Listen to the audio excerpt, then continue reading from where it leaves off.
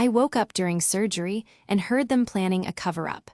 I reported it before I left the hospital. I was under general anesthetic for a routine laparoscopic procedure last year. I regained partial consciousness during the operation. I could not move or communicate, but I could hear the surgical team. What I heard was a conversation between the surgeon and anaesthetist about a medication dosing error that had occurred earlier that day on another patient. A patient who had deteriorated significantly, and specifically about how to document it to minimize their liability. I was fully conscious by the time I was moved to recovery.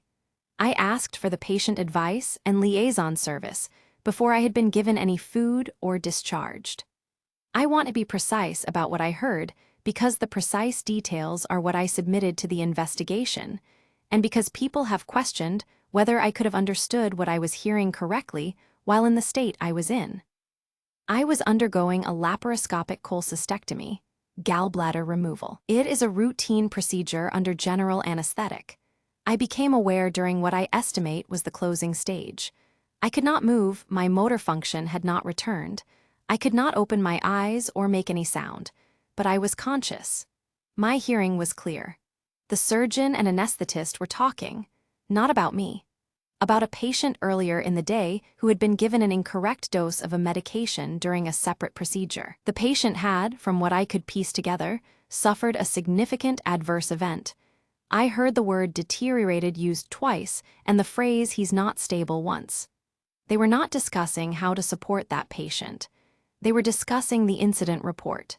Specifically, how to characterize the dosing as within an acceptable range rather than as an error. One of them said, "If we call it an error, it goes to the trust board and we're both in front of a panel." I lay there unable to move and listen to this for between 3 and 5 minutes. When I was moved to recovery and my motor function returned, the first thing I did was ask the recovery nurse for PALS, the patient advice, and liaison service. She looked surprised. I told her it was urgent and not about my procedure. I filed a formal statement before I was discharged that afternoon. Am I the asshole? Update: 7 months after the procedure. The hospital's internal investigation identified the patient I had heard discussed. He had been in intensive care following the procedure and had survived. The investigation confirmed that an incident report for the procedure had been filed, but that the initial filing had characterized the dosing as within an acceptable margin. Following my report and statement, the incident report was reviewed and revised. The 2 clinicians involved are subject to an ongoing NHS England review. What I have encountered in the months since is something I did not fully anticipate.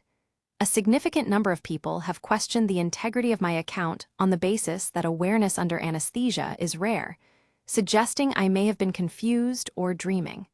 I was not in an altered state by the time I filed the report.